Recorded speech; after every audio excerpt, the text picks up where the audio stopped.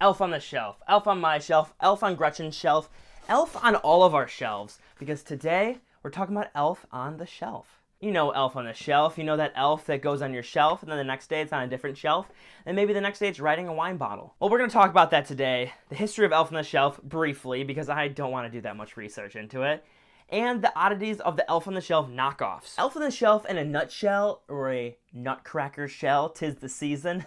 Such a terrible joke. Now, Elf on the Shelf started as a book in 2004 written by Carol Abersold and daughter Chanda Bell over a cup of tea. They decided they were going to take the tradition of an elf that's sent by Santa to watch over a family during Christmas time and turn it into a book. Quickly after that, elves started showing up in stores, and families across everywhere started having elves in their house during the December month. From December 1st to Christmas Eve, the elf is watching over the family, deciding if the children are worthy of happiness in the form of presents. And it's really fun for children and 23-year-olds to find the elf every single day. Oh dear, it's next to the knife block.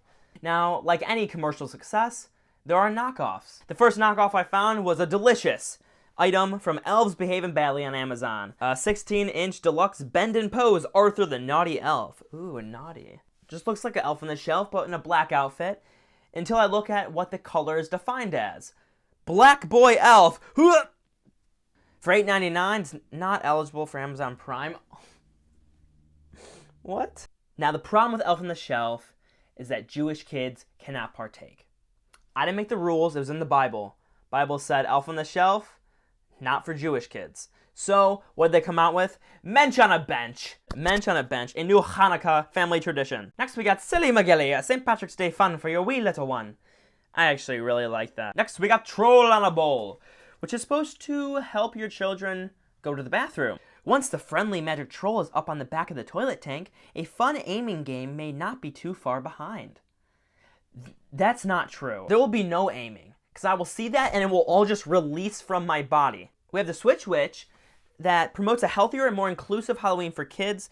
The story encourages kids to switch out their excessive Halloween candy for a fun toy or book. No! Okay, a kid has a choice between a Kit Kat and a Sudoku. They're picking the Kit Kat every time. They don't even know how to spell Sudoku. And my all-time favorite is DeVito on a Dorito. Danny DeVito on your favorite Doritos, created by Adam Padilla. All these blank on a blank have inspired me to create my own.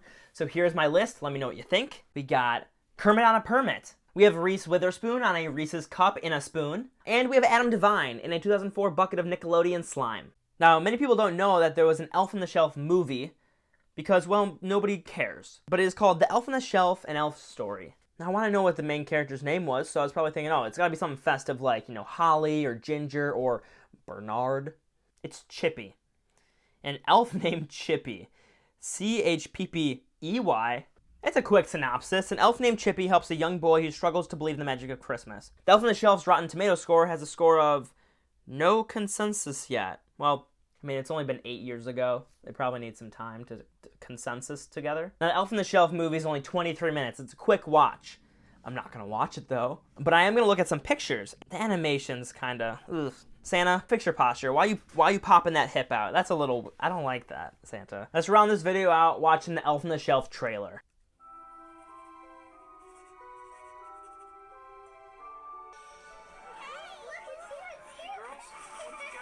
Everyone's head's too big.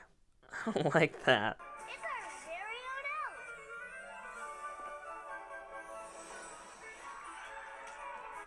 I like the racial diversity in this. We got some black elves, we got some white elves, we got a Monopoly Man elf. Ooh, a plane? Excuse me? He's just chuckling. He goes, where am I? Turn around, little girl. I'm right here. Well, that trailer gave us little to no information, except that the elves are racially diverse, which is nice because most Christmas movies, they got like no diversity. One last critique for the Elf movie. I think you should shorten the title. I know it's 8 years past production, but an elf story, The Elf on the Shelf, too many words. If I take a breath in between your title, it's too long. An elf story. The Elf on the Shelf. And that'll do it for today. So I hope you guys enjoyed today's video. If you did, please subscribe, hit that bell when you know when I pop out a new video. Follow me on Twitter and Instagram, and I'll see you guys next time. See ya.